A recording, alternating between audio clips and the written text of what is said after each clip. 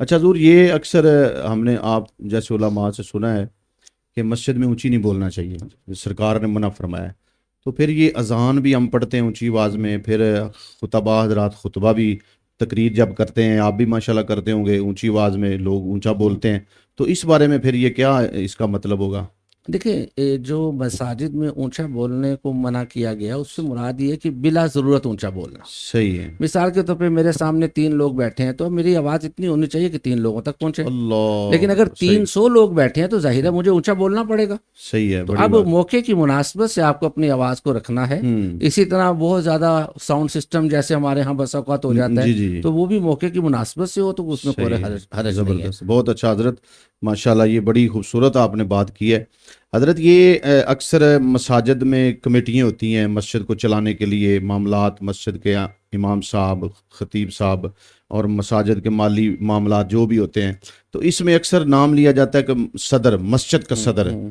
تو یہ لفظ بولنا کہ اللہ کا گھر ہے وہ، تو اس کا صدر، تو اس حوالے سے کیا آپ دیکھیں، فرمائیں گے؟ مسجد کا صدر تو یہ مناسب نہیں ہوں کہا جائے کہ جی، مسجد کی جو انتظامی کمیٹی ہے صحیح ہے، اس کے ذمہ دار ہیں، صحیح صدر ہے، ہیں، اس کمیٹی کا تو کوئی صدر ہو سکتا ہے، ہاں۔ مسجد کا نہ کوئی مالک ہو لیکن سکتا ہے۔ بعض یہ بھی ہاں کہہ دیتے ہیں خادم مسجد ہاں ہے، جی، یہ اس طرح خادم بھی ہوتا ہے، مسجد تو ہے، یہ یہ بہت صحیح کیا ہے؟ یہ بہت اچھا لفظ ہے صحیح، خادم مسجد، اور صحیح، حقیقت ہے کہ یہ خدمت ہی ہے، اور جو صحیح اسے ہے، خدمت سمجھ کے کرے گا وہی صحیح اجر و ہے، ثواب پائے گا۔ صحیح ہے۔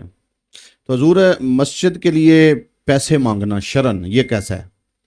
دیکھیں، مسجد کی اولاً تو ہر مسلمان کو خود اس بات کا احساس ہونا چاہیے کہ صحیح دیکھیں ہے، جیسے میرے گھر کے اخراجات ہیں، میں جی جی، اپنا نظام چلاتا ہوں، تو مسجد کے اندر میں صرف اکیلا نہیں جاتا بلکہ صحیح، پورا محلہ آتا ہے۔ اس کے لیے اللہ، لائٹنگ کا بھی اہتمام صحیح کرنا ہے، پڑتا ہے، پانی کا انتظام کرنا صحیح ہے، پڑتا ہے، اس کی دیگر ضروریات ہیں، صحیح ائمہ ہے، ہیں، خطبہ ہیں، جو وہ صحیح ہے، مبلغین ہیں جو وہاں پہ درس و صحیح، بیان کرتے ہیں، تو صحیح، ظاہر ہے یہ بات تو طے ہے کہ مسجد کے اخراجات تو ہیں۔ صحیح ہے، جب یہ بات طے ہے کہ مسجد کے اخراجات ہیں تو پھر دیکھا جائے گا کہ کیا مسجد کے اخراجات جو ہیں کسی ایسے سورس سے حاصل ہوتے ہیں کہ جس میں سوال نہ کرنا پڑے۔